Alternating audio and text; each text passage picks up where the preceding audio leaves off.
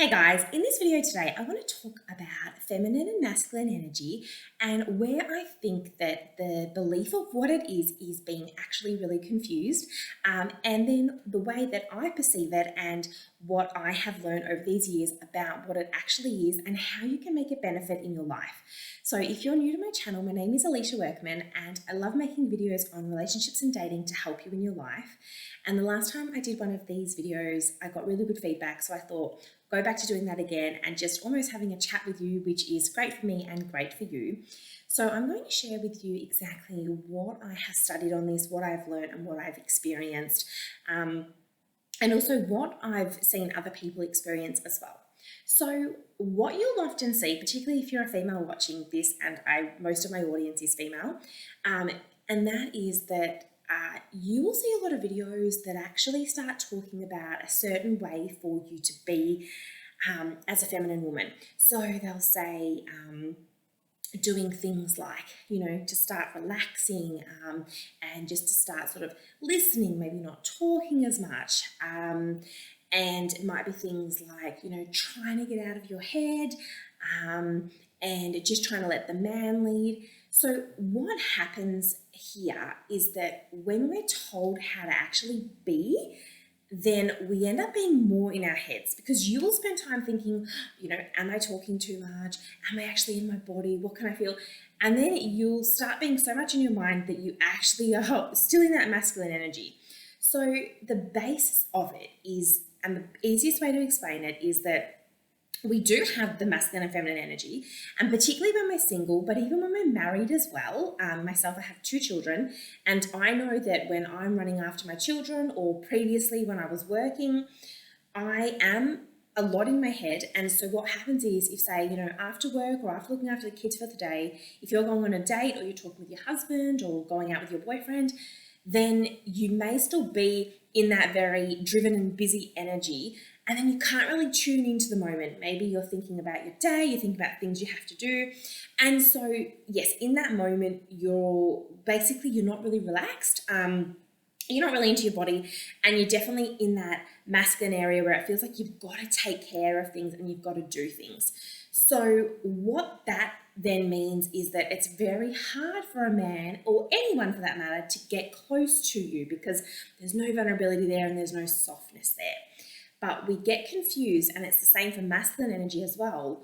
We get confused in ways of what they are in terms of roles rather than actually a way of being and a way of feeling and an energy. So sometimes you'll think that, or you'll hear somebody say that somebody's really feminine because they don't work, they're just a stay-at-home mum, they do the cooking, they do the cleaning, so that might be looked at as a feminine woman. But the reality is that that's nothing to do with being a feminine woman, because that woman that is at home all day cooking, cleaning, looking after kids, perhaps she's so much in her masculine zone, she's in her mind, and her husband perhaps can't even connect with her and can't see that vulnerable side of her, and she can't really get into her body and she can't really relax. So we want to basically strip masculine and feminine off roles and positions and things that we do, and look at it as more of a being and who we are and what space we're in and how we're feeling. And it's the same for masculine man as well. Just because somebody's working doesn't necessarily mean that they're masculine. They could be really in their feminine energy.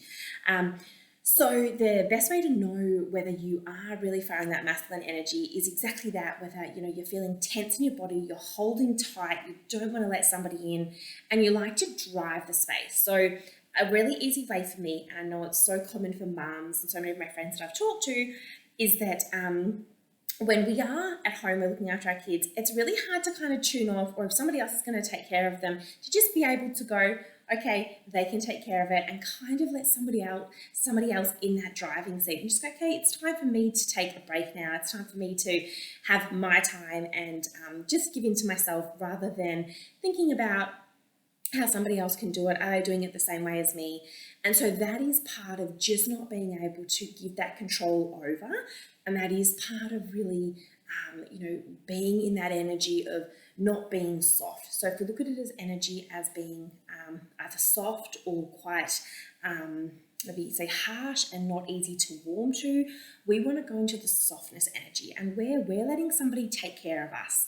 So that's also the stage where it becomes quite attractive for a male, because we want somebody, or they want somebody that they can take care of, that can let their guard down, that they can get close to, and they get warm to. So it's not about having somebody that you can control.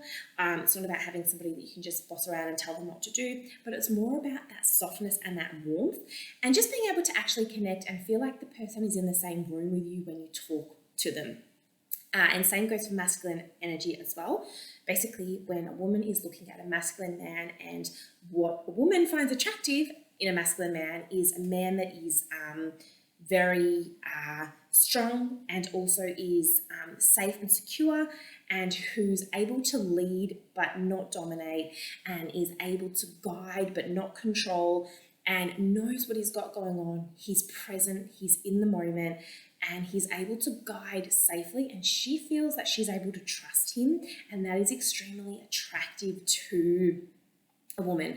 So if we see men that are quite flighty, they don't commit, maybe they go around with a lot of different women or whatever it may be in their life, that is actually taking them away from that real strong and true masculine, which is strong, safe, really secure, and somebody that she can almost feel like she can sort of fold into their arms and he will protect her, but not in a way that makes her feel as if he's above her, or as if, she can't have her own voice. She is to have her own voice, and he's there as a support and strength, and there when perhaps she doesn't feel as strong, perhaps when she feels weak and she needs him for that loving support. So I hope that this gives you a much better example of what healthy feminine is looking like, and what feminine energy really is, and what masculine energy really is. And just remembering that it's not about roles or things that we do, but more about the space and the energy that we're in. And then when we are in those energies, that can then lead to different roles that we'll do, because that's about how we feel. So, when we are in our masculine energy, we might work really hard, might get things done. That's a result because that energy is really in drive. So I really hope that this has given you a bit of information, and I look forward to making another video for you on this topic really soon.